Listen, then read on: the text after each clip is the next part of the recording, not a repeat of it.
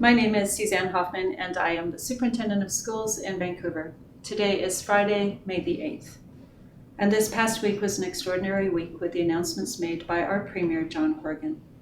And in his announcement, he made a specific reference to education and talked about us taking a phased and measured approach to the return to school. There have been 5 stages identified for education, and we are currently in stage 4. In stage 4, we have had children already in our schools, and they have been the children of essential service workers with childcare, and we have also had students with exceptional or unique needs in our schools in small groups, all taken care of with physical distancing and all of the health and safety protocols that we know of. And we've learned a great deal as we contemplate moving to stage 3 before the end of this school year. And in stage 3, we would look to have K-12 students return to our schools with a focus initially on K-5.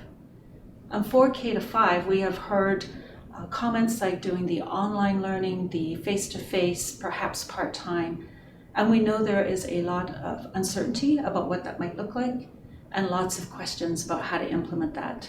And certainly in the days ahead, we will work very closely with our various partners, our teachers, our administrators, to see what that might look like in our schools. So as we go forward to figure out what phase 3 might look like, we know there are many questions. We know there are lots of logistics that we need to work out. And we do ask again for your patience.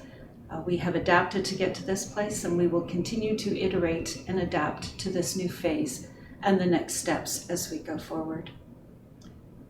As we look for our new normal in our K-12 sector, we will for sure adhere to the provincial health officers' guidelines, all of the health and safety measures that need to be put in place. That will be the number one guide as we go forward. And we will do it in a calm way, in a thoughtful manner, and we will really manage the expectations of ourselves, of our staff, of our students, and of our families, because it is complex. And we are committed again to health and safety, to communicating, to making connections, and to then looking at what learning might look like in a very different way. Connections are really important, and as I've already indicated, we want to make sure that we reach out to our educators to talk through all of the details so that we can work together to implement something that really supports our students. We will work with our families, our support staff, our teachers, our administrators, and we need to determine who of them is currently able to work. What will our workforce look like? And then we also need to look at which students will return to schools from now through to the end of year. And so certainly that will be a focus. We will adapt, and we will determine together what that might look like. I think a strong message that I really want to leave with you is that we really do care, and we are very committed to doing right for children. This past week was a focus on mental health.